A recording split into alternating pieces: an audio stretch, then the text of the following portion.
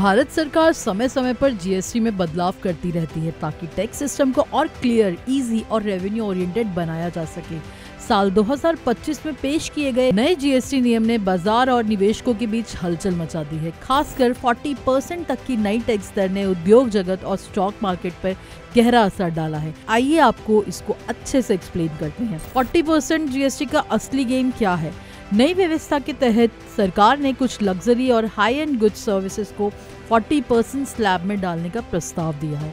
अब इसमें महंगी गाड़ियां, प्राइवेट जेट्स, लग्जरी घड़ियां, प्रीमियम इलेक्ट्रॉनिक्स और हाई एंड कंज्यूमर गुड्स शामिल किए गए हैं। सरकार का मकसद है कि जरूरत की चीजों पर टैक्स बोझ कम रहे, जबकि ऐशो आराम और लग्जरी आइटम्स पर टैक्स वसूला जाए। इससे राजस्व बढ़ेगा और टैक्स स्ट्रक्चर और प्रोग्रेसिव बनेगा। इस बदलाव के पीछे सरकार की क्या रणनीति है, आपको ये भी बताते हैं।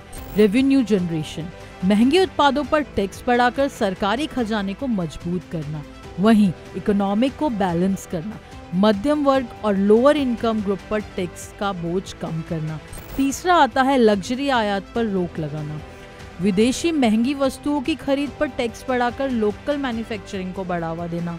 और लास्ट में समानता का संदेश, जो ज्यादा खर्च कर सकता है उसे ज्यादा टैक्स देना चाहिए। अब स्टॉक मार्केट पर इसका क्या असर पड़ेगा, ये भी आपको एक्सप्लेन करते हैं। सबसे पहला है ऑटोमोबाइल सेक्टर। लग्जरी कार कंपनियां जैसे मर्सिडीज, BMW, ऑडी, जगुआर पर सीधा असर पड़ेगा। इनके शेयरों में शॉर्ट टर्म में गिरावट देखने को मिल सकती है। वहीं मिड रेंज और ईवी कंपनियों को फायदा मिल सकता है। दूसरा है consumer durables. High and TV, fridge, mobiles और प्रीमियम गैजेट्स पर टैक्स बढ़ने से सेल घट सकती है। इससे इन कंपनियों के स्टॉक पर दबाव पड़ेगा। वहीं तीसरा हॉस्पिटैलिटी और टूरिज्म, लग्जरी होटल्स, रिजॉर्ट्स और प्रीमियम टूर पैकेजेस महंगे होंगे। वहीं शेयर मार्केट में इस सेक्टर्स के स्टॉक पर गिरावट संभव है। अगला है लोकल मैन्युफैक्चरिंग कंपनियां। घरेलू ब्रांड्स और मिड रेंज प्रोडक्ट्स बनाने वाली कंपनियों को फायदा होगा। वहीं इनका मार्केट शेयर और मुनाफा दोनों बढ़ सकता है। अब यहाँ इन्वेस्टर्स अपने हिसाब से इन्वेस्ट कर सकेंगे और कोई शॉर्ट टर्म इन्वेस्ट की सोच रहा है तो वह लग्जरी और प्रीमियम कंपनियों को निवेशकों को नुकसान झेलना पड़ सकता है। वहीं लॉन्ग टर्म इन्वेस्टमेंट में लोकल और मिड सेगमेंट कंपनियां ग्रोथ कर सकती हैं।